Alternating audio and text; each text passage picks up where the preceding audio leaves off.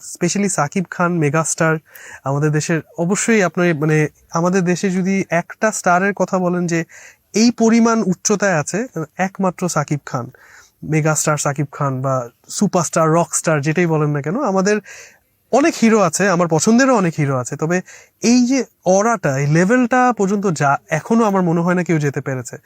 And ওইভাবে করে যখন ওনার সাথে কম্বাইন হয়ে, আরেকটা কথা আমি বলবো যে এটা না আসলে সৌভাগ্যর চেয়ে বেশি ইটস লাইক আ বার্ডেন। কারণ আপনি বুঝেন, প্রথম কাজ শাকিব খানের মুভিতে, এইটা যদি কোনো কারণে ভালো না হতো, আমার মনে হয় না আমার ক্যারিয়ারে আর কিছু করার থাকতো। বড় স্টার বা মেগা স্টারের মুভিতে থাকার যেরকম বেনিফিট, এটা যে খুব ইজিলি মানুষের অ্যাপ্রিসিয়েশন পাওয়া যায় বা মানুষ পর্যন্ত পৌঁছানো যায়, সাথে সাথে এটা একটা বার্ডেনও যে যদি ভালো না হয় তাহলেও খুব বেশি পরিমাণ মানুষের কাছে পৌঁছাবে। তালি যেরকম বেশি, গালি তার চেয়ে অনেক বেশি। সো এটা তো একটা ভয় ছিল আমার কাছে সাকিব খানের মুভিতে গান যাবে এইটা এক্সাইটমেন্টে থেকে সাকিব খানের মুভিতে গান যাবে এটা ভয়ও ছিল অনেক বেশি।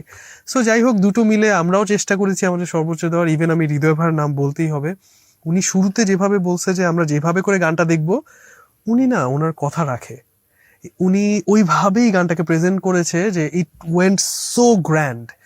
অ্যান্ড আমার কাছে মনে হয় সব কিছু মিলে it went really nice. And অবশ্যই মেগাস্টারের মুভিতে থাকা মানে আপনার পসিবিলিটি, রিচ আউট পসিবিলিটি অনেক বেশি থাকে, এটা কোনোভাবে আপনি ডিনাই করতে পারবেন না।